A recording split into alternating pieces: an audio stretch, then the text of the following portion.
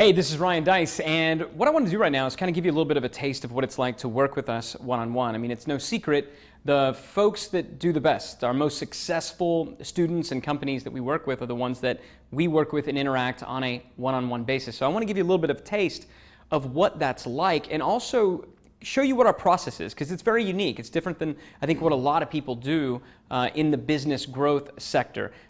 We call it growth hacking. And we're going to go through all 5 steps of our growth hacking process, but really what it's about is making you unbeatable in your market.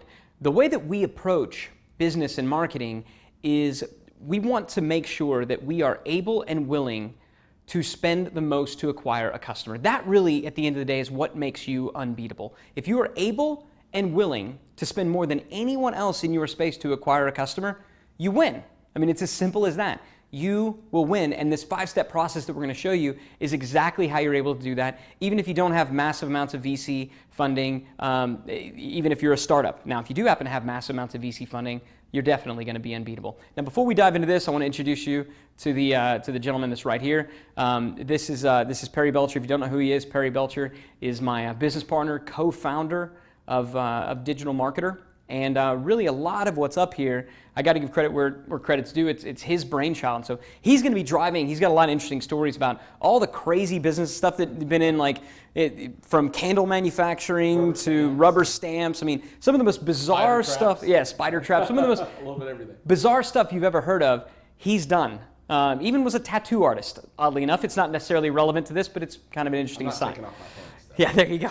So, but you've got a lot of experience, decades of business growth experience across a number of things, and you're going to get to hear stories about, what he's learned from all those and how it can apply to your business as well. So it's going to be a lot of fun. Now, is there anything you want to say before we dive in? No, I think it's a cool story to tell, whether you decide to work with us or not, or whether you even qualify to work with us, because some people don't. It's a great lesson to learn, and you should file it back, get a pad, take some notes, because what you're about to see here is what every 800-pound gorilla company that dominates their market does. In one shape or another, they do most of these steps, if not all of them. The bigger ones like Amazon, McDonald's, those big guys, they do everything I'm going to show you here, and they follow this game plan to the letter, right? The reason you never heard of most of this stuff is because it's those guys, that's what they do. These big dominant players, the Home Depots of the world and guys like that. I've applied this to to make a couple $100 million in sales in the last few years, and to 20 businesses or so that I've owned or owned stock in at one time or another that we've owned together. But we've actually, since we founded Digital Marketer, taught this to most of our private students, and I'm sure they've generated hundreds of millions, if not billions of dollars in additional sales by using these exact methods. So we've seen it work over and over and over again. We've had 5 years to optimize every step of this process by making, admittedly every mistake under the sun that you could make, but now we have something really, really, really unique, and we'll share it with you. And if you decide to work with us somehow, sometime, maybe it's in the future, maybe it's not today, then this was what we would do. If you decide, wow, that's great, I think I'd like to try that on my own, then go take this stuff and go do it. We encourage you to do that, because either way, if you just do part of it, as you'll see, if you just do parts of this, you'll see an amazing amount of growth in your business. So yeah, so that, I want you to think through customer value optimization. Again, if you are able and willing to spend the most to acquire a customer, you will win. This process is about customer value optimization. So as we're going through the 5 things, take inventory of your own business. What are you currently doing that would fall into one of these 5 categories as we go through? Where you find a hole in your business, that's going to be one of the biggest areas that's holding you back. You want to fill in those holes, and you want to optimize and maximize what is here, and we'll talk about that as well. So the first big aspect, the first big thing that you need as a part of the customer value optimization process and what we do is what we call the lead magnet. Now, the lead magnet is used by a lot of businesses, but they don't maximize it as well as they should. And frankly, there's a lot of businesses that just aren't using it. The lead magnet is an opportunity for a customer to raise their hand, for a customer to stand up and say, hey, I'm a prospect. I'm someone that you should absolutely focus on. And what it gives you the opportunity to do once you've captured that lead is to market to them over and over and over and over again, which anybody who has any sales experience at all will tell you the vast majority of sales don't occur on the first contact. They occur after the 5th, 6th, 7th, 8th, 9th, depending on your market. With their permission to do so. Right, of course. This is also an opportunity to get them to know, like, and trust you. So specific to the lead magnet, what are some common lead magnets, Sure. Perry, Yeah, I can talk about templates that people can follow? Absolutely. So one of the things about lead magnet, by the way, that I'd like to mention too, the idea of somebody raising their hand and saying, I'm interested in what you're doing, makes them automatically somewhere between 100 to 300 times more likely to buy whatever it is you're selling in the future versus just knocking on doors down a street randomly or sending a piece of mail to the phone book or calling people at home that have no interest in what you do. So it is a giant tenet to this process. Different lead magnets, or all a lead magnet is really just a bribe to give someone to exchange information. It's a transaction. And largely it's the first transaction that you'll have with a customer. So you need to make sure it's a good one. So whatever you're giving them in exchange for their contact information, they need to get value from that. It needs to be good. It doesn't have to be big, but it has to be good. It has to be usable. And what you really want, this is the effect that you're going for. You want to go, if you're giving them information or if you're going to give them a sample, you want them to go, wow, I would have never thought of it that way, or wow, this stuff really works. So the first kind of lead magnet that most people give away are spelling lessons. Is information, right? So a good example is my friend Joe Polish, who started a carpet cleaning business by giving away a report on how a lot of carpet cleaners scam you when they come to your house and they don't clean the carpet right and they overcharge you to do all that. He had a guide that he gave away to people to help them pick a great carpet cleaner. Well, guess which carpet cleaner they picked at the end of the day after they read his guide? Him, right? That's a piece of information. A lot of people do this with free books, with free guides, with free ebooks. You see this all the time online, free reports, free marketing reports, white papers, infographics, things like that. Pieces of information that you'll exchange for contact information because people want that information. The second thing are free samples. Now you see this a lot like at the mall. Cosmetic companies do this. They'll give you a free sample, or you'll go online and you'll say, send me a free sample, and they get your contact information, a place to send you a sample to.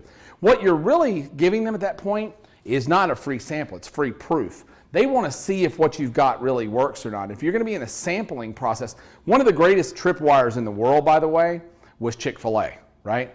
Chick-fil-A stood in front of their stores in malls for years and gave away what? What was their lead magnet? Little pieces of chicken. Little piece of chicken on a stick. Built a billion-dollar chicken empire. And I got to work with some of the Chick-fil-A people for a while. And they said, Kathy had a saying. He said, we can never give away as much as we'll sell. So they tried to give away hundreds and thousands of pounds of chicken every day if they could, because they knew every time they gave away one of those little toothpicks of chicken, a third or a fourth of the people that took that toothpick came back and bought a chicken sandwich. That's a tripwire. Okay, excuse me. That's a lead magnet. Excuse me. Get ahead of myself just a little bit. Boy, I gave that away, didn't I? So the third kind of lead magnet that's pretty impressive is how to get the price. People will give you their information a lot of times just to get a price or a catalog. We operate a water filter company, a commercial water filter company. And in exchange for our catalog, people give us their email address and their mailing address and their phone number, and we send them a catalog because they want our prices. If you call a car dealer tonight and you say, hey, how much is that Chevy out on the front of your lot? The car dealer's never going to just say, oh, it's $10,000. They're going to say, well, let me get my phone number and I'll go look it up for you. I'll call you back and give you a price. They're doing that because they want to get your contact information, have the ability to follow up with you later on, because they know if they're talking to you, their odds of selling you a car over the guy that's not talking to you go up by 10 or 20 times. The next thing is one answer. One of our friends that's in the dating space, he teaches guys that are shy how to meet girls. And one of his big lead magnets that worked, sold millions and millions and I guess hundreds of millions of dollars worth of product at this time probably, was the KISS test. Learn when a girl's ready to kiss you. It was one little bitty piece of advice, one answer to a question, how to know when a girl's ready to kiss you. And people would opt in, they would give him their contact information, he would give them one paragraph explaining how you can tell from body language when a girl's ready to kiss you. And that was worth it for them. And then the last thing is a small service. This is great for service kinds of businesses. One of my friends One of my friends that's in the real estate business does this. They do mini appraisals on property because they found this is the burning question. What's that one burning question people want to know, or that one thing that they want to get done? People that are about to sell their house, the number one question on their mind is, what's my house worth? So by providing them a mini appraisal as a service, they were able to give them the appraisal, give them the answer to the question they wanted, and have a 4 times better chance of listing the home for sale than if they didn't. So that's a tripwire. I mean, excuse me, that's a lead magnet. I can't get it out of my head. So that's a lead magnet. So the general idea here is you just want people to raise their hands, say they're interested in what you're doing, give them the contact, give you their contact information and permission to market to them in the future. That's it. It's simple and it's easy, but most people skip this process. Or if they do it, and this is another factor, there's a lot of companies that will go out there, they will put some type of lead magnet in place, but they won't necessarily encourage consumption of that lead magnet, or they won't do one of the other steps we're going to get to in a little bit, which frankly, you know, this just gets you a shot. If you don't do some of the other steps that we're talking about, it was kind of all for naught. And how big the magnet is, if you see a lot of times on blogs and websites, so they enter your email address here, and there'll be no clear benefit for that. Yep. Right? 1% or less of people may do that. Where if you said enter it here and you'll get this thing or this widget or this bribe, you can get up to 50%, in some cases as much as 70% of people that come to the website to give you their contact information if you're on the web. If you're at a trade show, you know, people give away contact information for drawings and all sorts of stuff at trade shows. These things are applicable no matter where you're selling, whether you're selling online, whether you're selling in person, whether you're selling from the stage, webinars, teleseminars, doesn't matter. The same principles apply. Okay. I'm finally glad we get to this because I kept saying it before.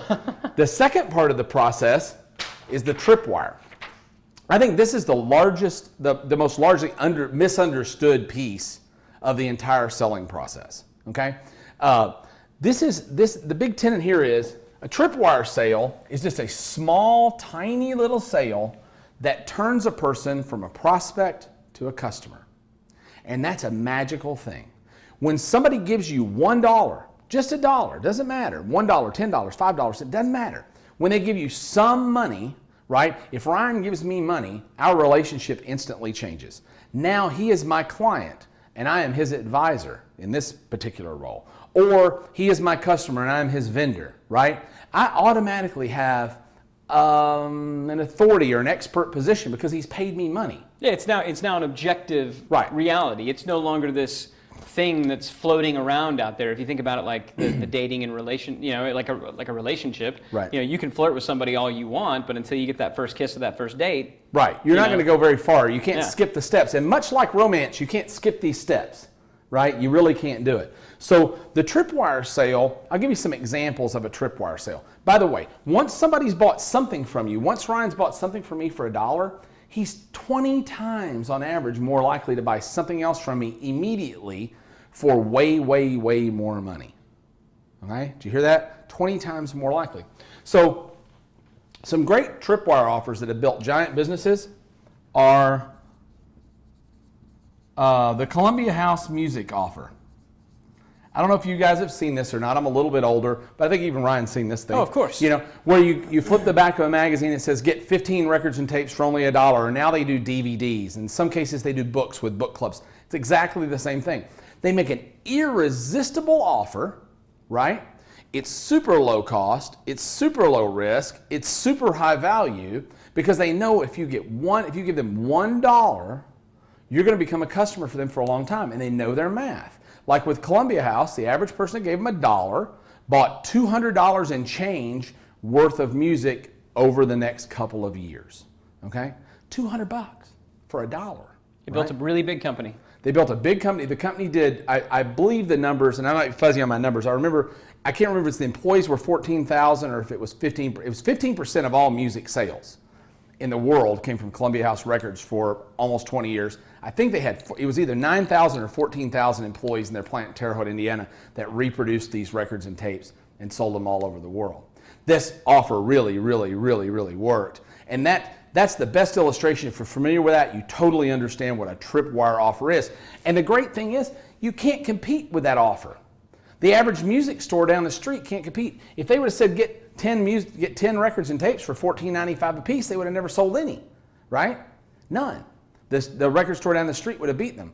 But in that case, they had no chance. Nobody had the opportunity to even figure out what they were doing. And guess what happens? Guess how many competitors they had? None.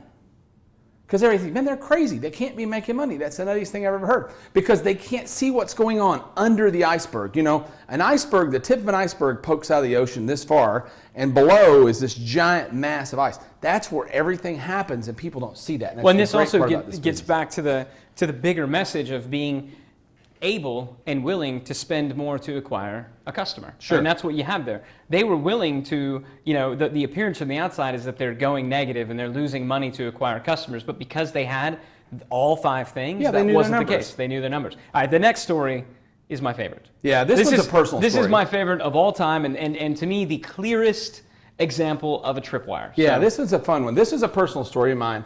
A number of years ago, I started a candle supply business, and I was broke at the time. I didn't have much money. This was probably 10, 15 years ago. Or when the web first started, this was in 97, 98. It was my first web business, was a candle supply company. And I didn't have much money, but I wanted to go into that space. So I looked at, and I wish I could tell you I was super smart then and did this all on purpose. I kind of lucked into it. I was trying to figure out how I could get in the candle supply business, and I realized that the wax business required a lot of money and a lot of warehouses. Fragrance was expensive, and I couldn't sell that. Molds were expensive and hard to store. The one thing that was super cheap and that everybody sold for a lot were candle wicks, because nobody really cared about profit from candle wicks. It was such a low ticket sale. So I decided to go in the candle wick business. So while everybody else was selling candle wicks for $20 to $30 a thousand to the candle makers, I sold candle wicks for $2 a thousand because I bought them for $2 a thousand. So I sold them at my absolute dead cost. Guess what happened? Pretty soon, everybody that made candles commercially bought their wicks from me. They kind of had to. They'd feel stupid if they didn't. If the guy think about it, if the guy down the street from you, if gas is $4 a gallon, and the guy down the street from you is selling gas for $2 a gallon, if you don't like him or not, you're probably still going to buy your gas there, because you'd be an idiot not to, right? And he would sell a lot more soda pop and potato chips, right? That was the same case here. So I took candle wicks because this is important. They were necessary to the process. They were necessary to the process. Yeah, nobody who nobody who owns candles buys replacement wicks. Right, right. You know, I mean, so if you're buying a wick, it's because you're going to make a candle. Right. So what happened? So you're selling all these wicks. Yeah. So the Mal Barker story. Well, so, I mean, what I think is great is you're selling wicks, and all of a sudden people start asking you. Yeah, you start selling. We carried wicks for a while, and within 3 months, we had a customer base 75% of the size of the biggest candle supplier in the world, right? I had about 75% of their customers within the first 90 days. And I had spent a little bit of money, but not much, right? And basically, we just started looking for other stuff that we could sell. And people were asking all the time when they'd call in, hey, do you guys have fragrance? Do you guys have molds? Do you guys have wax? Well, by the time I got the customers, guess what I was able to do? I went to the suppliers. They gave me all this other stuff on credit. I had the most valuable thing on earth. I had buyers, right? So I started carrying other items. I wasn't that cheap on my other items. I was just slightly less than the competition. I didn't have to drop my pants. I had already acquired the customer. It's 2 times I've said drop my pants in this presentation. Nicely done. So we like to weave that back in. We like to keep it classy. So I was able to basically not the funny part of that story, but the end of that story is that about a year after I was in business, I get a call from this lady, and somebody says Mal Barker's on the phone. Mal Barker owned Barker Candle Supply. It was the oldest candle supply company in America. Mal Barker was in her 70s, and she'd been doing this for 30 years. And she said, well, I just wanted to call and tell you, you win. I'm like, ma'am? I'm shutting my doors after all these years. I felt awful. I felt terrible. So what you're really saying is if you would like our help putting little old ladies out of business, I'm your guy. We can do that. But no, this works. It is that powerful because you're just able to go into an industry and nobody knew what the heck it was I was doing. Yeah. They were so freaked out that I'm running big full-page ads in the Candle Trade magazine saying wicks $2 a thousand. And like, that idiot's going to go broke. He won't be in business 3 months. You know, pretty soon I owned the whole industry. A more timely example are Groupon deals. Okay, so at its heart, Groupon is designed to be a tripwire. right? Now, a lot of people don't know how to use Groupon correctly, but the general idea is that you get a Groupon for a $5 haircut, you go to the barbershop, you get a great haircut for $5, you may go back to that barbershop again and get a free haircut later. You're more likely to, which absolutely is true.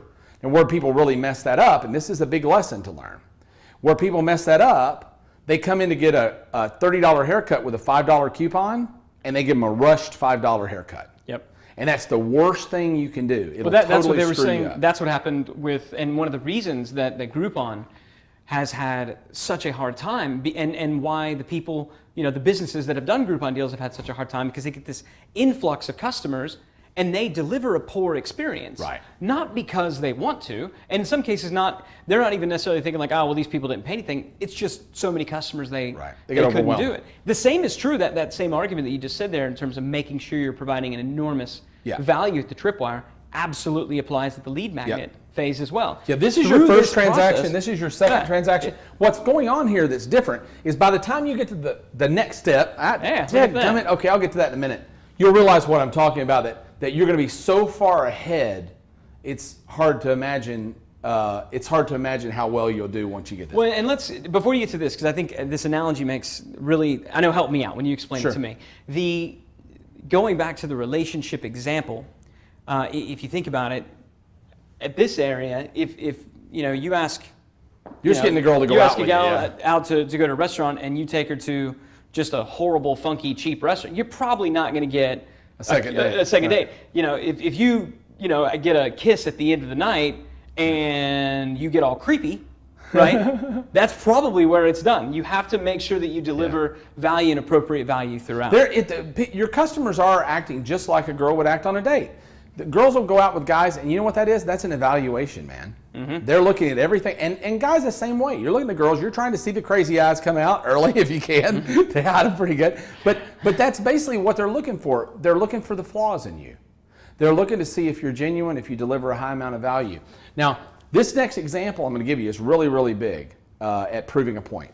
I had a lawn guy. This was 2 years ago now. He's still my lawn guy. And this guy comes around the neighborhood one afternoon. He had his own little internal Groupon deal, right? He comes around one afternoon, knocks on the door at the house, and my wife goes to the door to answer the door. And she comes back and she says, there's a guy outside that wants to cut the lawn for $5. He says he'll cut our lawn, he'll edge it all, he'll weed eat, he'll do everything the guy charges $30 to do that we normally get. And this was pre-season before we started. He'll do it all for $5 to just show us how good a job he can do. Well, he appealed to my sense of cheapness. So I'm like, heck yeah, knock yourself out. Tell him to get after it. Well, he did. He mowed the grass. He did a great job. He edged better than the kid that I normally had. Everything was better, right? Now, where he got really, really, really smart was when he got ready to leave, he said, did you like everything? Love it. It's great. Well, here's a coupon. I'll come back and cut the grass next week for $10. That's like a double tripwire, right? He's sucking me in. He knows if he gets me 2 or 3 times, he's got me. So next time he comes back, cuts the grass for $10, does another great job. The third time he comes back, he's got the 20. Now I'm up to $20. He ramped me up, and eventually it was $40 or $45. He was more than my original guy at the end. But it doesn't matter, because in the third step, the third phase, he comes and cuts the grass for $20, and when he leaves 3 little flowers on my doorstep with a note from my wife that says, Miss April, saw these at a job, thought you might like them. They're real pretty. I hope you enjoy them, and his name. She tells everybody in the world about this guy. He not only was better, he not only was cheaper, he over-delivered. He gave us something that we didn't expect, even though it was a very small thing. It's like the mints on your check when you go to check out. You'll get, it's a proven thing, by the way. If the waiter puts mints on your check when you check out at a restaurant, the average tip goes up by 15 to 20%, right? Same thing, it doesn't matter. This proves a big point. This proves a really big point that I want to make here, and then I'll go to the last thing. There's never been a harder time, I believe, in history to get people to give you money the first time. I don't think there's ever been a more difficult time. But I think there's never been, because everybody doubts everybody, everybody's scared of everybody. We've all got all kinds of theories and conspiracies and things going on in our head, and everybody's freaked out to sit next to somebody on a park bench. So everybody's scared they're going to get screwed over. It's not even about the money most of the time. They just don't want to feel foolish. They don't want to feel foolish, yeah. So everybody's worried. Now, on the flip side of that coin, and man, this is a big flip side, and if you get this, your business career right now forever will change. There's never been an easier time ever in history to get people to give you money the second time. There's never been an easier time. If you get to this point in this process and you've delivered value, they'll chase you down and hunt you down to give you money. To the point that you can even go places that it's not even in your core competency. People are so happy to find somebody that actually delivers. They'll go, tell us, you got to tell the story about the lawnmower. Yeah. There's a comedian I like that, I don't know, this is probably not true, but I have seen signs, like I'm from the South, as you might have guessed. And I saw this comedian, James Gregory, once, and he said, I was driving over here tonight and I saw a sign that said, Lawnmower Repair and Income Tax Service. He said, you know what that means? Sometime in the past, somebody said, you know, Jimmy, you did a hell of a job on that lawnmower. I think I'm gonna have you do my taxes. and the truth is, but that's probably really what happened. Yeah. You know, that's probably really what happened. You may not let your lawn service guy do your taxes. I'd sure let him roof my house. Yeah. Or refer a maid to me, or a pool guy, or anything else that's service related around the home. And I go to him all the time. Hey, do you know anybody that does this? Do you know anybody that does that? He is now my trusted advisor, right? And you know what he knows? He knows not to screw me over. Because if he doesn't screw me over, I'll spend money with him forever. And I'm sure he probably gets kickbacks or money from other people. I don't care. I don't care. I just want a good experience. The last kind of tripwire is the free trial. I'm going to talk about this one because you have to. I don't like free trials. And the reason I don't like them is because I think they instantaneously cast a doubt in the mind of the buyer. Nothing's free. What's the hook? What's the catch? I'd much rather sell them something for $1 or $2 or $3 or $5. Let me ask you a question. Just keep this in mind. Hi, would you like a free apple? No, most people wouldn't take a free apple if you gave it to them. But if apples are $1 and you had apples for $4 you want 4 apples for $1? Gosh, that's such a good deal. Yeah, what a great deal. You can't pass it up. I would be much more likely to give somebody $1 for 4 apples than to take an apple for free. To that point, they actually did a study where they had people go out to a downtown, not like a bad part of town or anything like that. They just went out and they had $100 bills. Try to give them away. And they ran up to cars that had their windows rolled down and they threw the $100 bills into the windows.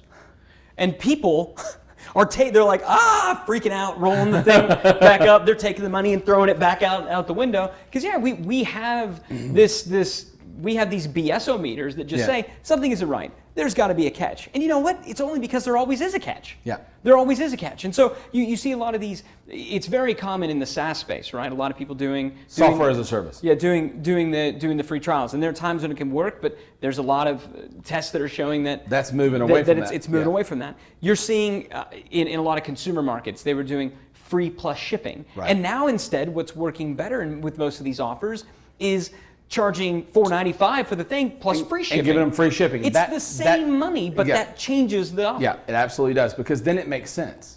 Now it's an irresistible deal. Yeah, it's I know value. shipping costs money. Right. They're covering the shipping for me. Right. That seems like it's worth that much. Yeah. So I mean, when you're doing this, think about this right now, okay? Think about this in your business. What do you have in your business today that could be a tripwire? Because this is the one thing, I think it's safe to say, as we go through the 5 things, this is the one that most just don't have. Right. Almost nobody uses this, and this is the secret to everything. Yeah, most don't use it. Most people basically go from the date to want to go home. Yeah. And wonder why they have a hard time, attracting clients and customers. You'd have a hard time. Or it's just like women or men, right? The kind that'll meet you and go home with you on the first day are kind of the ones you don't want in the first place. Yeah, most of the time. So you may not want those customers, right? They're not marrying kind of customers. You usually don't want them. They're desperate, and they'll be the first to turn on you. There won't be a lot of loyalty there. But if you can deliver this value, you've changed everything. What do you have right now? I mean, take an inventory. What do you have right now that maybe you're giving away that you could actually charge for? What do you have right now that you're selling as a component of something that you're doing that you could deliver in a still tremendous value, but deliver for less, like we talked about with the lawn service? Sure. What do you have that could be a tripwire? That's such a biggie. There's a guy on eBay that I've been watching for years that sells 100 guitar picks in a bag for $5, right? I know that he buys these from China. They're like seconds. But he's sold, if you go look him up, you can look up 100 guitar picks on eBay, and you'll find this guy. He's always at the top. He's got like 29,000 feedbacks. Which means he's sold hundreds of thousands of bags of guitar picks. You think he makes his money from guitar picks? He has one of the largest vintage guitar businesses in the world. Because ain't nobody buys guitar picks, don't play a guitar. And guitar players buy guitars, right? So he's built a massive vintage guitar business by selling these guitar picks. So I could tell you 100 more stories just like this, but I think you get the point on the tripwire right now. But this is an important part of your business. If you're missing it, you are going to be thwarted in your growth forever. That's just the truth of that. Okay, the third part. This is the part you all are familiar with right now. This is your core sale, right? This is the thing that you're already probably selling or you're planning to sell if you're a startup. This is the widget. This is the thing you're going to sell, right? And by the time you get to here, I'm not going to spend a lot of time on this because the truth is you probably already thought this out pretty well. You probably already got a pretty good product and value proposition there. I'll give you a few little tips, but the point is this. By the time you've done these first two things, this becomes almost automatic. Yep. Okay. But this is the thing that most people pay the most. They'll hire, conversion rate optimization specialists. They'll hire salespeople. They'll hire all these people to do the heavy lifting that this is. Right. And really, if you just do the first two, like you said, this becomes automatic. That becomes almost I'll give you a great example, by the way. This is still going back to the first two pieces of this, but I have a client that's in the local marketing services business. They charge $1,500 a month to help people in local butchers, bakers, candlestick makers to run their pizza restaurants better or to market their business. And their services are very expensive, about $1,500 a month for their services. So they would have to go out and call on 100 clients in an appointment, do a presentation to get 5 clients. So they had about a 5% conversion rate, right? At $1,500. I consulted them to come up with a $20 service to where they would just go out and shoot a little YouTube video and optimize it and put it on YouTube for their client for $20, right? After they sat through the presentation, almost every client bought the $20 thing. It's like buying a stick of gum, right? At that point. Almost everyone did it because they wanted to see if they could actually perform, right? So when they went out, put up the YouTube video, optimized it for them, and got a little press for their service, for their business, they went back to them after they'd given them some results in advance for $20 and said, now, would you like to engage our services for $1,500 a month? 70% of the businesses that were qualified, the ones that had the money, said yes. That's the difference, right? If you deliver results in advance, you've positioned yourself so far away nobody can even get near you, right? So your core sale, let's talk about that for a second. So the only things you really need to remember in whatever you're going to sell to the person, when you finally get to the point of presentation, they're already predisposed from all this to buy whatever it is you're selling. They've already had one good transaction with you here for free. They had another good transaction with you here for a little bit of money. Now they're willing to come here. Now remember, if you gave them way more than their money's worth here, they're expecting they're going to get way more than their money's worth here. So they're going to be happy to buy something else from you, right? So this is the thing.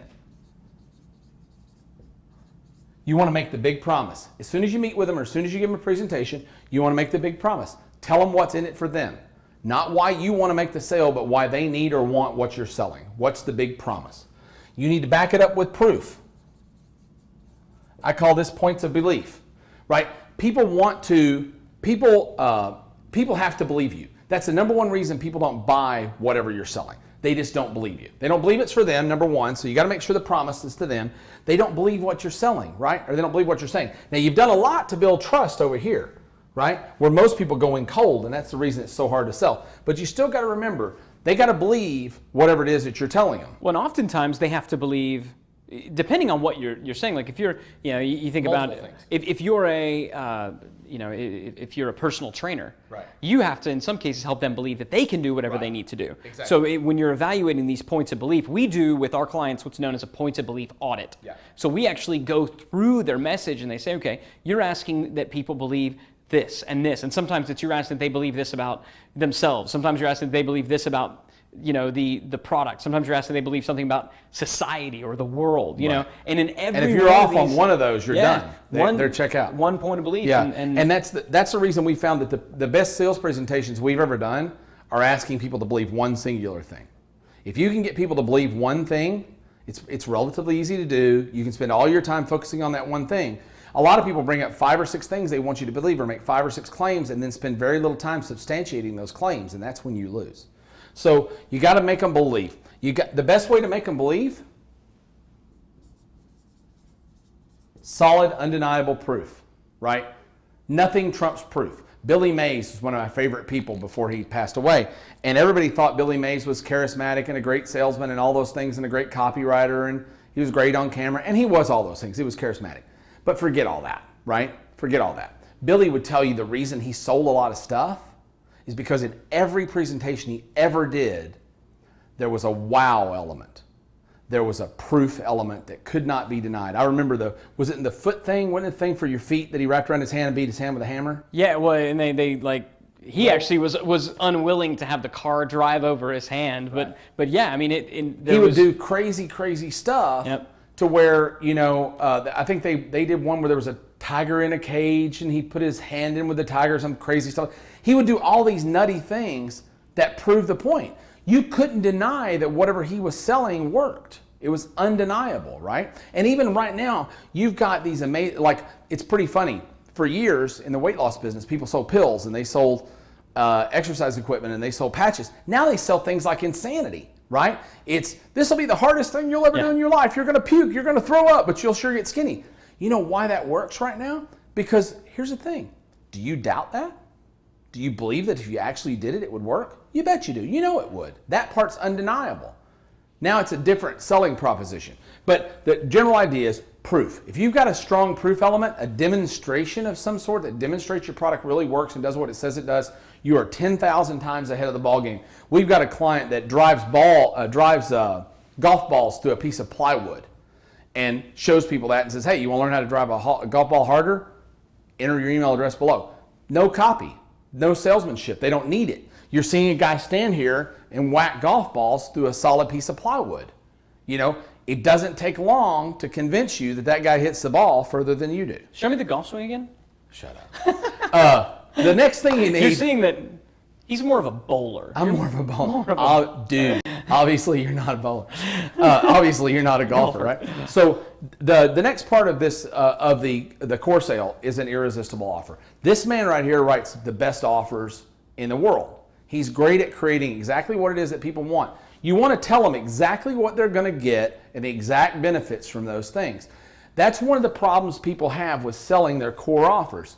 A lot of times we'll see them. They're just muddy in the deliverables. Mm-hmm. They're not explaining to the customer what it is they get and why they should care, right? Yeah, well, a lot of times, and we do this as well in our own things. I mean, it can be so helpful to have an outside perspective because we oftentimes answer questions when you're this close to your business. I mean, when you're this close to your business, your product, you answer questions the customer didn't ask. Right. So I can't tell you how many times when we're working with clients that we'll go and look, and if it's a sales letter or it's a radio ad or it's whatever it is, you can just go and lop off the top chunk of it.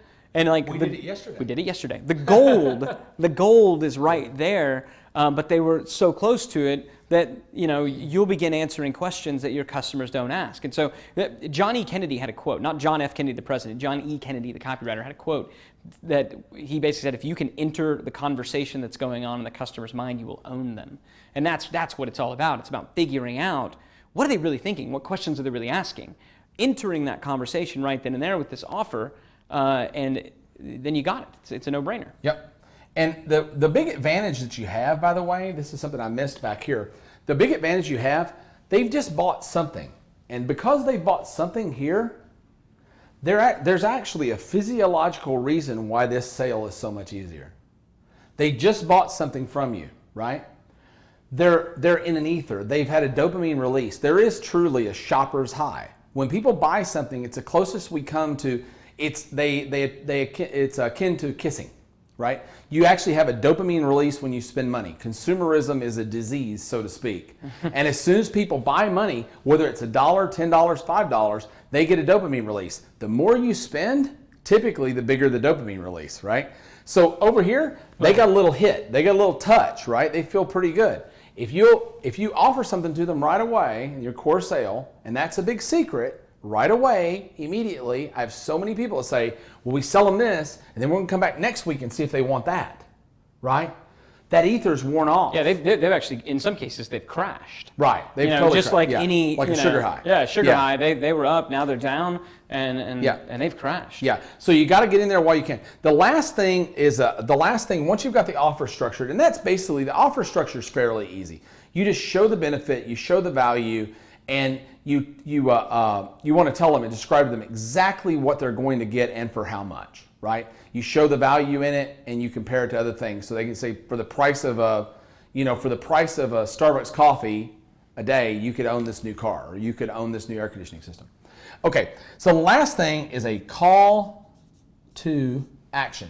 I think this is super misunderstood, okay? Most people, when you get down to at the end of every one of these, and people have heard these, this is old news, the call to action is old news. But a call to action to me is not asking someone to buy. That's what it is to most people. To me, it's telling someone to buy. Now it's time to buy. I've explained the benefits to you, and if I truly believe as a friend I'm doing you a favor by offering you my service, and if you don't, you should sell something else. If I believe that I'm doing you a service, then I'm going to be very firm at the end. And I'm going to say, Ryan, I explained all this to you, buddy. I know you need it. Let's go do this right now.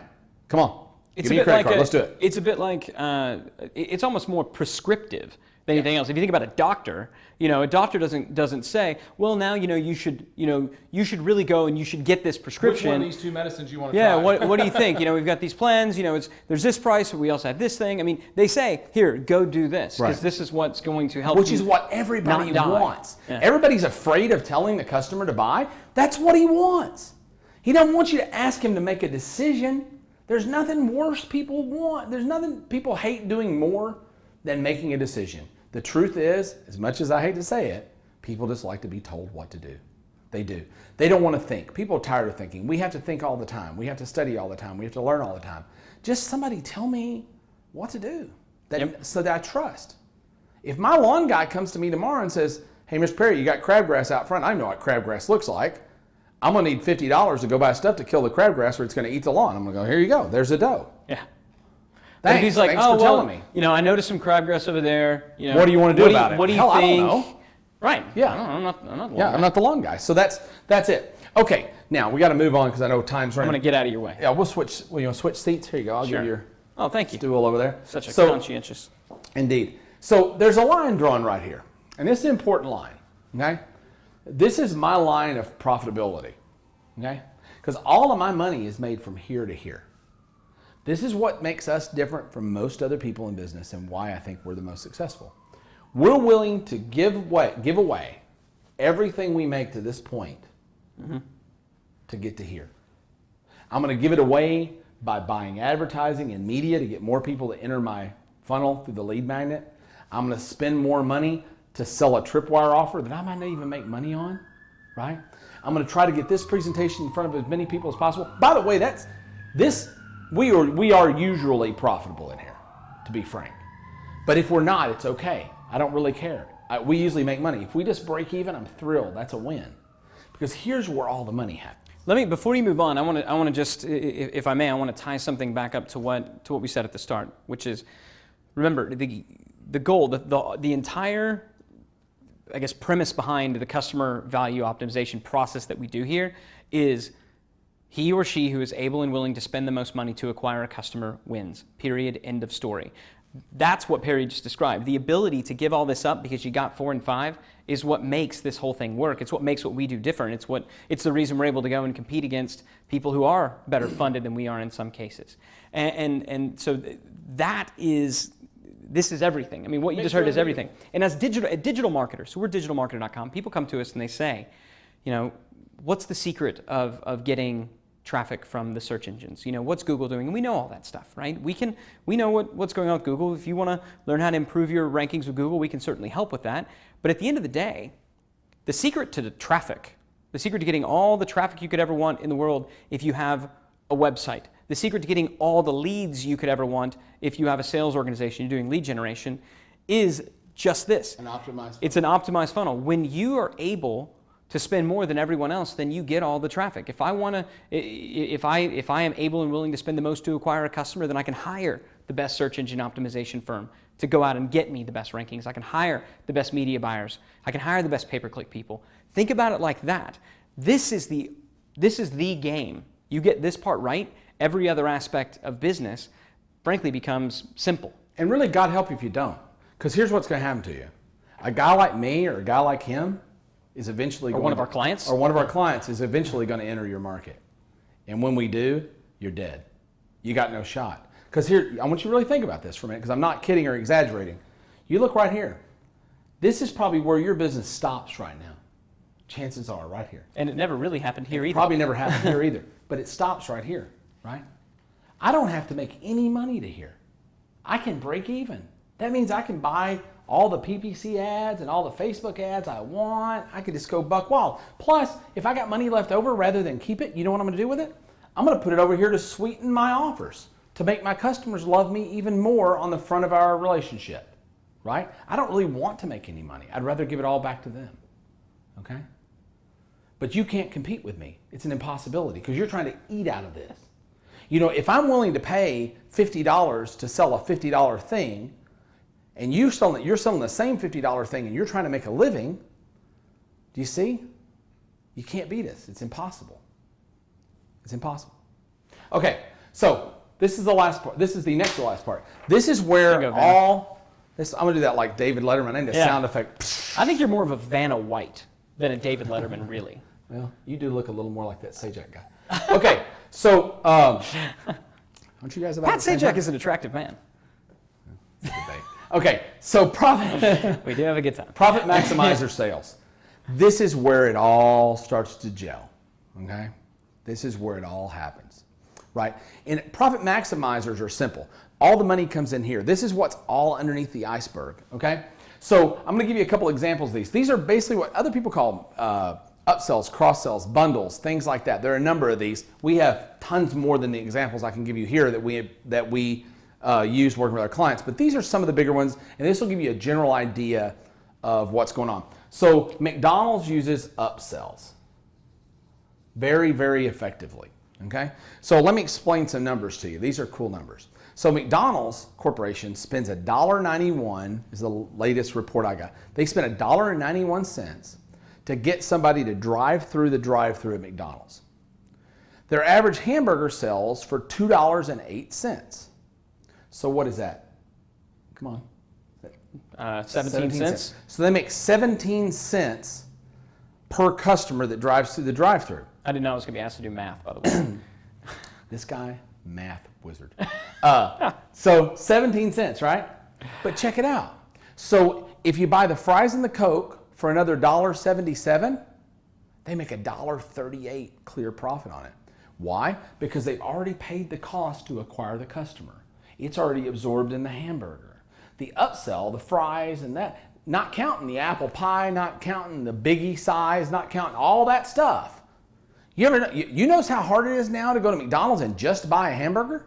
It's next to impossible. They make the value proposition so stupid that you got to buy the big package, right? Because if you buy the burger and a Coke, it's the same price as buying the burger and a Coke and the fries, right? So the point is, think about that for a minute. I want you to really think about that.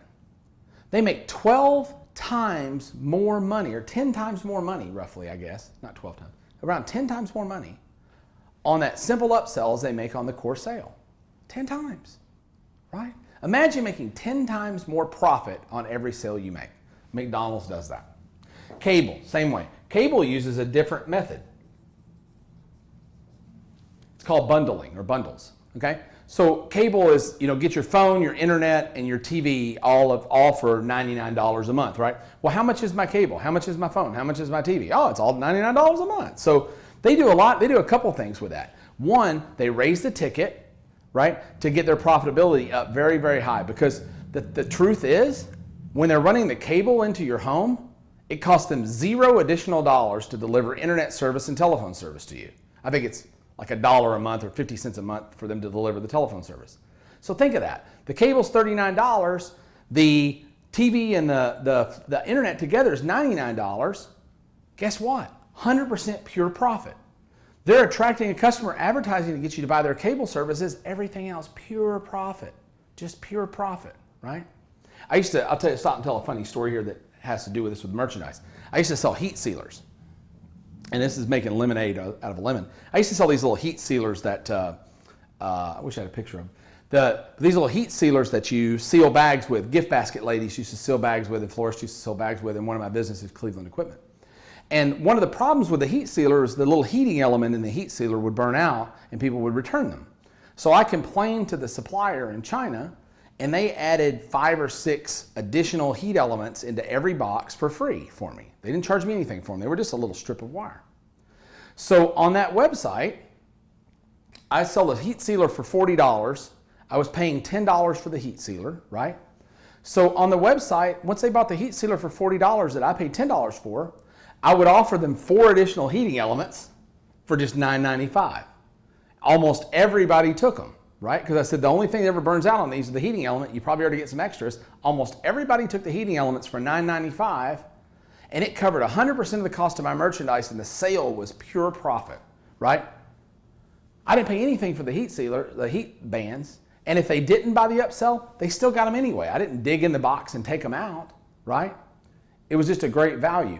Those are the kinds of things, if you start thinking strategically and you start thinking this way, it'll change everything about the way you do business. And we really have a lot of fun. We're actually pretty good at this part of it. We have a lot of fun diving into people's businesses and finding the little things. It's like, God, you just have this thing sitting right there. And it happens, I can't tell you how often it happens where somebody will have a piece of their business that's the perfect profit maximizer just sitting there, and maybe they're not offering it, or they're not offering it in a given sequence, or it's not quite positioned right, or sometimes people have things bundled with the core sale that only complicates the core sale. If they would remove it from the core sale and sell this at less money, they could upsell that, have a lot more customers coming through. So it's a puzzle, right? And it's a lot of fun just moving down around the pieces. Amazon does what's called cross sales, and this is another way to increase your ticket, increase your profit. If you've ever bought anything on Amazon, I bet most of you have, you've seen this line. Most customers who bought this also bought this. Or Amazon customers who bought this digital camera also bought this tripod and this SD card and this camera case, right? Here's the thing, 20-30% of the people who buy the camera buy that other stuff. Now Amazon spent a lot of money to get a customer to come to the website to buy that camera. So a lot of the profit they made on the camera got ate up in marketing costs and media costs and operations and warehouses and all that. The money they make selling those other products, whatever their gross profit is almost purely profit. They spent no marketing dollars to get you to come there to do that. It's just a pickup and a ticket ad. Amazon's a great example also. I mean, if you want to take this all the way back through, you think about Kindle books, for example. Like I don't know if you are a Kindle reader. We do a lot in the Kindle publishing space, and so people look at it and they say, why on earth, Amazon's having all these people sell these books at 99 cents and $1.99 and $2.99, and they're actually, if you know anything about the way that they do the royalty splits with their authors, they really want to keep it down below $10. Yeah. And it's because they're using these little Kindle books as tripwires to generate a lot of transactions, because you go and buy a Kindle book and they're recommending a bunch of other books. You go and buy this book, they'll recommend a different product. Juicing book, yeah. Buy a book on juicing, they're going to sell you a blender. Yeah. And so, I mean, it really is. And to that point, there's another aspect, another good example of a profit maximizer. It's one of my favorite examples in the world, is the slack adjuster. And that's it. Imagine for a moment, somebody goes, because Amazon's not really a book company anymore. They're the ultimate retail company. But just walk through this with me real quick. You buy a Kindle book on juicing recipes, right? Just it's $1.99, $2.99 book on juicing recipes. Then you realize they recommend a hardback book that is kind of the definitive guide to juicing, right? That might be the core sale. Then when you get over into the profit maximizer, they're actually offering you a juicer. It might be a $600 juicer. So you start out buying a $3 book and you wind up buying a $600 juicer. There's one other place where that happens, very similar to that, and I guarantee you've seen it. It's in every Starbucks. You go to Starbucks, and Starbucks sells $3 coffee, right? Which some would say that's grossly overpriced, and arguably it is, but you've got a fairly low transaction size there. $3 coffee, they do a couple of upsells with, hey, would you like to get a donut or a Danish or an empanada, which is another story completely. But then there's something else while you're waiting in line. They got a $600 cappuccino machine sitting there. Now, I don't know how many people walk into a Starbucks and say, in addition to that cup of coffee, I think I'm also going to get one of those $600 cappuccino machines. But it doesn't take much. If you think about it, it doesn't take many of them to account for some cups of coffee. That's a slack adjuster. If you can figure out what the slack adjuster is in your business, it could completely change the economics of what you do. And things don't necessarily have to be related either. You think about Starbucks as another great example. You know what Starbucks is the largest retailer of in the world right now? Physical music on CD. Mm-hmm. They are the #1 retailer of all music on CD today in America. Nobody sells. They have more customers. Right. Nobody sells more CDs than Starbucks does. So, and they play it through the store, and they're doing mixed CDs. If you know how the music business works, man, they are racking up because they got like 80 cents in these CDs they're selling you for $14, right? But you happen to be there. It's another way to pick it up. Okay, so that covers profit maximizer. I'm going to give you 2 big ones that you don't know about because there are some places where the profit maximizer is hidden. I'm not saying you're going to go do these, but it's interesting. I think people always like these 2 examples. Best Buy is a great example of this. If you say the core sale at Best Buy is whatever it is you're buying, the electronic you're buying, they stop here. Best Buy makes no money at all. They sell all of their electronics at pure cost plus overhead. They make $0, period. The only way Best Buy makes money is right here. They sell you a warranty or they sell you Geek Squad service. That's the only way they make money. They give away the electronics. And that's the reason their prices are so much lower than everybody else, and that's why they're the largest electronics dealer in the world, right? The second one is this company called NTW Tire, which is an interesting business. I don't know if there's NTW here or not. I think they're NTB now. National Tire and Battery. Yeah, National NTB. They've got a great model. I knew the people who ran that company for a while and have worked with some consultants that have worked with them indirectly. But their model is they sell tires at dead cost. So whatever the wholesale cost from the factory for the tire is, that's what you go to NTW and buy the tire for the factory dead cost. Well, why in the world would you do that for? Because they charge you $150, $120, I think it is, to actually install the tires and to balance the tires. And the cost for them to do that is only about $15. So they figured out that they could sell hundreds and hundreds of sets of tires every single day versus 3 or 4 sets of tires a day. And they could just keep churning these high profitability services by being the place you go to buy your tires.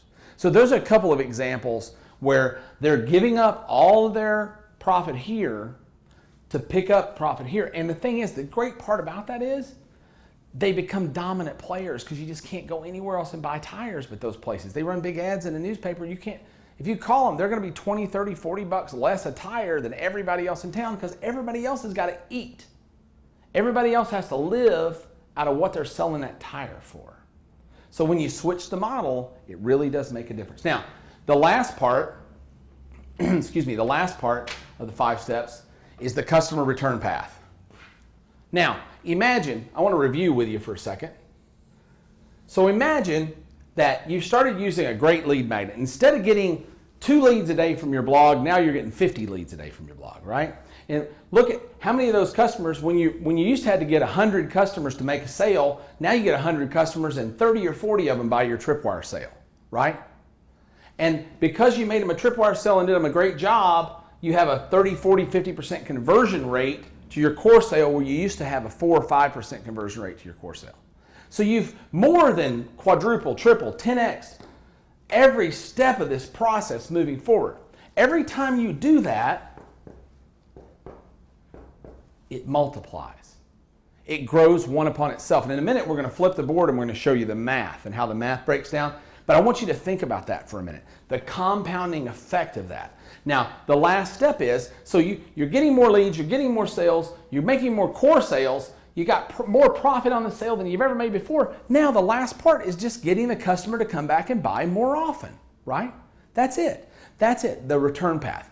The #1 biggest asset in your business is your customer base. And it's the last place people look to build their business. It's the craziest thing. When we take on a new consulting client, the way that we work with most of our larger consulting clients is by seeing how we can ROI, seeing how we can maximize for them. So when we're looking at their business, we can look at their current existing customer base and usually figure out how to extract 10, 20, 40, 50, 100, 200, $300,000 out of their list almost immediately, right? So when they pay us our fees, albeit large fees, they don't feel large because they're making way more money than they're spending on us. Yeah, it's actually, and that's our goal. Yeah, I mean, going back to value, right. Going back to delivering value in advance, our goal is to make sure we look at it and we go, wow. Fortunately, most of the clients, in our optimization partners make it easy on us because they leave, like you said, so much money on the table. All we do is go around and pick up what's being left on the table, and it's multiples of what we're charging. So and if you're in the consulting business or if you're in any kind of advisory role, think of it that way. Think of your job as getting a super high ROI for your customer so that they'll give you crazy amounts of money. Because let me tell you, this is an interesting little fact, by the way. If you've got a customer that'll give you $10 to help them make 100, there are customers out there that will give you $1 million to help them make 10, right? There's a lot of them, right? It's the same numbers work. You just got to get to the right people to do it. Okay, so let's talk about customer return path. There are a few ways that you can get the customers to come back to you more often. Constant contact's number one, right? Constant contact is super important. Imagine, how many of you guys have a friend that only calls you when they want to borrow money? Right? That's the way that, exactly. We're both thinking of the same person right now. The same guy. That's what's so funny, yeah. So, but if we could have thought bubbles, it would have went bing, and the same person's face would have popped up in that thought bubble. You only hear from them when they need to borrow money, right? That's the way your customers may be seeing you right now. You don't talk, they buy something from you, you don't talk to them for 6 months, you call them up and say, hey Jimmy, I'm running a sale on widgets next week, you want some? Dude, you never call me, I never hear from you, you don't send me flowers, you don't do anything. Just staying in constant contact with your customers is super important. Today it's so easy with email and with SMS text messaging and the direct mail and a phone call, every now and then. Just touching base, and don't call to borrow money. Don't call necessarily to make a sale. They want to hear how your kids are, how your dog is, how the Little League team's doing. A newsletter is an incredibly powerful tool to stay in contact with your customers on a regular basis. But talk a little bit about the business and a whole lot about you and what's going on in your life, what's going on in the growth of your company, and other things that are of human interest. People are way more interested in those stories than they are the sale you got going on. They'll buy the thing from you if they like you and they know you and they trust you. That's the end of the day, that's that. And the biggest way that you can build that trust and that liking is by constant contact. The second thing is, again, right out of the Starbucks playbook, are loyalty programs. We talk about Starbucks a lot because they're an extremely well-ran company. They do everything right. And guess what happens when you do everything right? They're doing you're unbeatable. They're doing pretty good. Yeah. They sell the most commoditized thing in the world. Think about it. They sell the most commoditized commodity of all commodities, coffee. There's nothing more common on the face of the earth than coffee. But they built a multi-billion-dollar business out of nothing just by having this, right? They applied this system to this most common commodity you could possibly have, right? So loyalty programs. Give people discounts when they come back. Give them special treatment. Give them holiday cards. Give them birthday gift cards. Give them things like that let them know that you appreciate them, and because they're a especially loyal customer, you're going to give them a special kind of treatment, okay? That's the second way. The next thing is line extensions. Okay, line extensions are just selling related products that maybe you don't make or commonly sell. A great story here is we bought a water filter company a year and a half ago. So we make big commercial water filters, these big old long things that there's the weirdest looking things in the world, but they're for filtering out the desalination plants where they take salt out of water, basically. And so the whole company sells this one widget, right? This one filter, and they sell several $1 million worth of it a year. We bought the company, and we went in to grow it.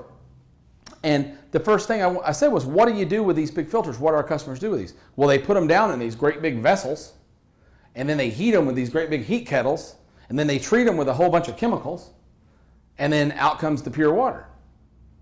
So my next question was, well, how many of those vessels do we sell, and how many of these heat tanks do we sell, and how many of these chemicals do we sell?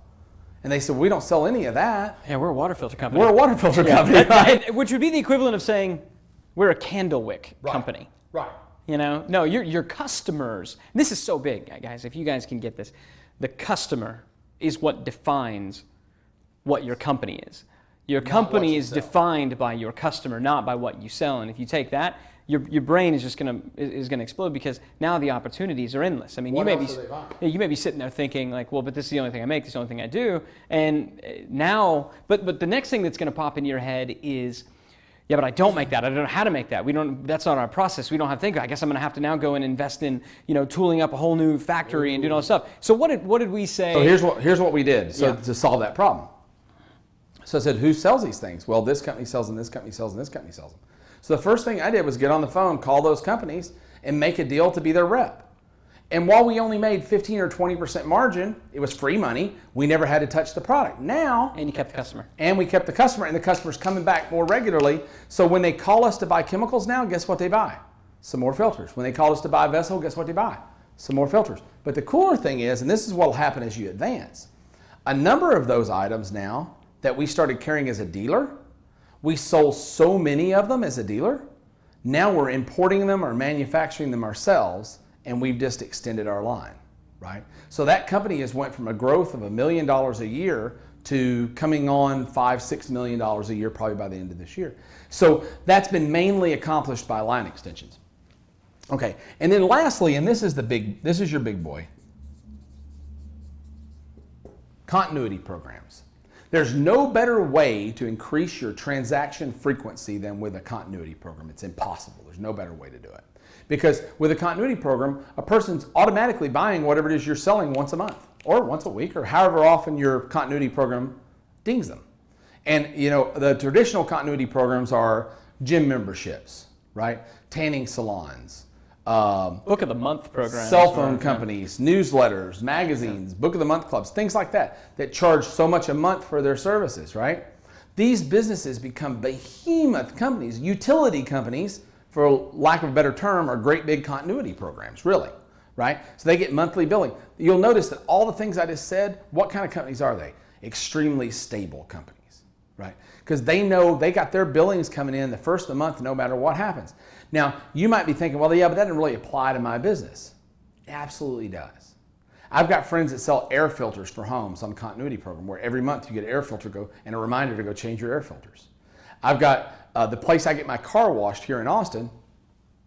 They actually sell me, I used to pay $12 to wash my car. Now it's $49 a month and I can go wash my car as much as I want. I don't wash it that much, but that car wash, whose car wash do you think is going to be more valuable in a year or two? The guy that's got 1,000 people or 2,000 or 3,000 people paying him $50 a month? Or the guy that has to depend on it being sunshiny outside and you happening to be driving by that day to get your car washed, right? No comparison. The value of the business you build, that's a whole different conversation. Yeah, well, and I'll tell you, one of our goals, whether it's a company that we start or acquire, or a company that we're working with as an optimization partner, one of the goals that we set as an initial strategy is we ask ourselves, how can we get the continuity billings to completely cover all the overhead costs? Imagine this. Imagine how cool this would feel. And I can tell you, we get to experience it because it feels really, really cool. When you walk into the month knowing we're good, all the bills are paid. All the bills are paid. That very first sale you make is going to go into your pocket. I don't care how big your company is. I don't care if you've got if you have a small, 6-figure business on up to a multi-billion-dollar business. When you walk into the month knowing all my bills are paid by a continuity program, by past customers, it completely, again, changes the economics of the business. I keep saying that phrase, changing the economics of the business, because it all goes back to that singular goal of how can we engineer this process? That's what growth hacking is all about. How can we engineer your business such that, without necessarily adding a bunch of new things, without acquiring new business, without getting, bank loans, without doing all the stuff that you don't necessarily have a control over, how can we engineer the business based on what you have today so that you are able to spend the most money in your entire category to acquire a customer? And if you're starting a business, you win. Yeah, and if you're starting a business, if you start it based on this groundwork, your odds of winning go up. I'll give you an example, right? You know who does this? Franchises, right? The average business that starts in America today, 80% of them will be out of business in 5 years. Of those who survive, 80% of them will be out of business in another 5 years. which means, to put in real numbers, if 500 businesses start today in America, in 10 years, only 20 of them will still exist, right? But if 500 franchises start today, franchise operations start today, right? If 500 franchise operations start today, 460 of them will exist in 10 years. 460. What's the difference? They have a plan. They have a strategy. They don't leave things to happenstance. So whether you do this with somebody like with us or somebody like us, or you do it yourself, you got to get a plan together. You don't have to believe in yourself. You don't have to believe in us. You don't have to believe in any of this stuff. You don't have to believe in anything that you've previously put your faith into. This is mathematics. It's arithmetic. It doesn't lie. In fact, should we? Yeah, let's flip the board and show them the numbers. You want to? Yep. Okay, let's do that next. What we want to do right now is go ahead and run the numbers for you so you can see just how powerful this really is when you have all 5 things, you know, how the math works out to truly make you become unbeatable. So yeah. We'll go back Vanna White style, and sure. I'll let you. I'm being really kind, by the way. I'm only counting three elements here because I kind of lump the first 3 things in the 5-step process into one, and that's to get you more customers. When we're getting you more leads and getting you more tripwire sales and getting you more core sales, objectively, we're just getting you more customers. That's it. So let's assume right now, I don't know where you are business-wise. You may not have a business yet. You may have a business that makes $1 million a day. I don't know. If you do have a business that makes $1 million a day, I would be a fine board member. I only require a small amount of stock. It's a different. Okay. Feel free to add zeros as necessary. But let's assume that you've got a business that makes you $100 a day. I think that's pretty much a baseline to actually be any kind of a business at all, is to make $100 a day. So if you're making $100 a day right now, you're making approximately $365,000 a year. That's if you're working every day of the year. $365,000 a year. $36,500 a year. If you use the first 3 steps that we showed you and are just able to get 3 times more customers, right? Which obviously is a pretty low bar. I mean, when we go into a new business, it's very common for us to increase the lead flow by 200%, 300%, 400%, 500% immediately, because they don't have a bribe to get leads. They don't have a way to get leads. We're able to get tripwire sales by the hundreds where people were making core sales by the dozens, right? So it's very easy to get 3 times more customers. It's very, very, very simple. But just imagine you just did that part of this and you didn't do anything else, right? So if you got 3 times more customers and you're currently making $36,500 a year, if you went to $300 a day instead of $100 a day, you'd make $109,500 a year. That's a pretty doggone big leap. Most people, I think, would agree at $109,000 that they're in the upper echelon of American income. As a matter of fact, you're in the top 2% of all income earners at that point. Around $10,000 a month puts you in the top 10% of all income earners. This is a very, very, very baseline goal. It's very easy to achieve, in my opinion, if you follow the steps. Now, if you don't follow the steps and you don't do the work, you may not make any money. I'm not making this as a claim, by the way, at all. You may make no money. If you don't do anything, you're not going to make any money. If you don't follow the steps properly, you're certainly not going to make any money. But the bottom line is $109,500 for 3 times. Now, here's where it gets wicked cool. Yeah, because that's actually where most people stop. Yeah. Most people that we work with, they're like, "Oh, can you get us more? That would be a win. Can you get us more customers?" Yeah. And they'd consider that, great, done. Right. Woo. Yeah. Done. If they'll work with a conversion rate optimization person, that's kind of where that stops. Yeah. They'll go in. It's like, yay, you changed the buy buttons and colors and did this, or you tweaked the thing and you got me that. And this is also the point that we often go in and buy the company, right here, because we know what's coming in these next 2 boxes, and they don't. Okay. If we can buy a company here, we often do it. So what happens, it's cool, is that $300 a day. So if we get you 3 times more profit, that'd be $300 a day too, right? No, it's not. There's a compounding effect. You've got 3 times as many customers, so you went to $300 a day. If we can make 3 times more profit, and look, remember McDonald's makes 12 times more profit on their upsell than they make on their core sale. So this is pretty easy to accomplish. Again, it's a pretty low bar. If you look at like we were talking about, the cable companies make 80-90%. Well, the guy that's selling guitar picks, he obviously makes way more profit when he sells a $3,000 vintage guitar. Yeah, all those things. So these numbers, I hate to go 3 times is not very much, but if I went much more than that, I don't want you to think that I'm just blowing smoke up your butt. These are fairly low numbers, all right? But if you only got 3 times more profit per sale, look at this. That 3 times more profit multiplies this 3 times more customers, and your business would go to $900 a day, or $328,500 a year profit. Now there is one assumption here I got to make. That caveat is that your market size has to be able to accommodate that size business. In other words, if you're selling, pet toenail polish in Tupelo, Mississippi to the locals, you might not be able to get to $328,500 a year. You might not be able to triple the customers because you just ran out of population. Yeah, right. Yeah. You ran out of people. Yeah. So you got to be in a market or in a marketplace that at least has the ability to grow to that size. But if there's somebody else in your business, period, that's making $328,500 a year, you will dominate and take their business away. Or again, if you want to start adding zeros, if there's somebody who's making $328 million a year, versus $109 million. I mean, the math works no matter how many zeros are on it, as long as the market size can support it. Absolutely, as long as the market size can support it.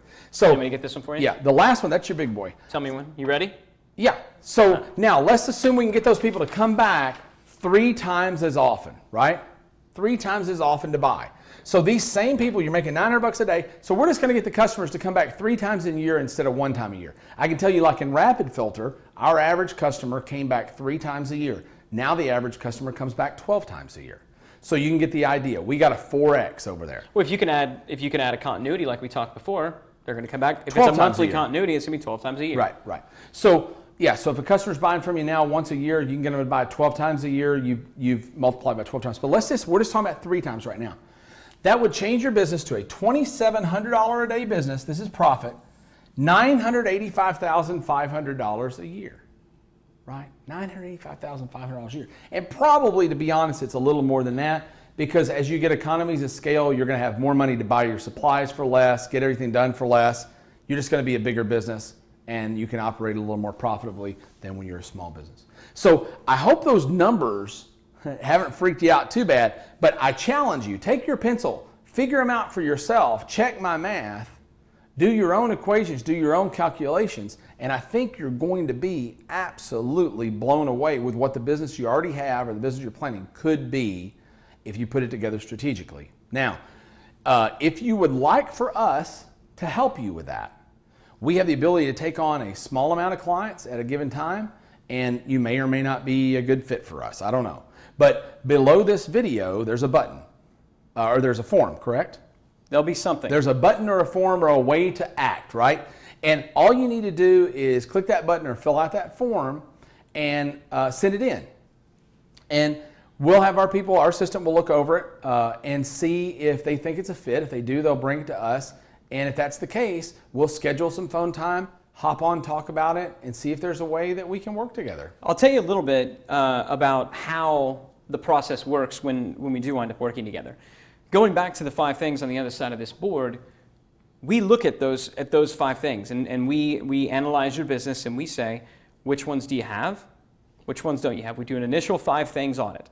And we figure out in those 5 things, which one of the 5 is going to have the greatest potential. If we optimize this one part here, how is that going to happen? Now, I'll tell you, what you just saw here, the compounding effect, typically we're going to start at the lead or at helping develop tripwires, but that's how it's going to work. We work together to take one of these 5 things at a time, and we just plow through the business until every single one of your 5 things is fully optimized. And it really is a puzzle.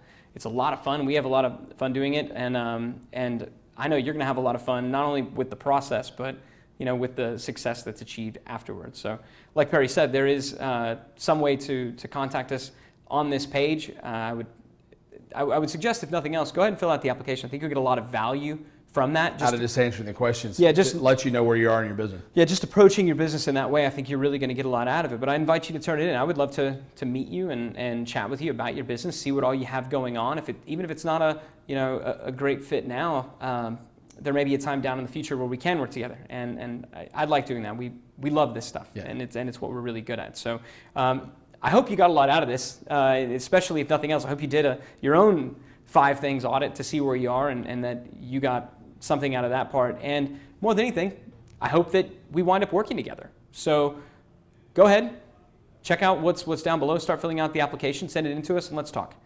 So with that, I'll give you the last word. I don't have anything else. Thanks a lot. And just think about your business strategically. Think about how you can make it better every single day, and you'll get there no matter what. Thanks for watching, guys. See you. We'll see you.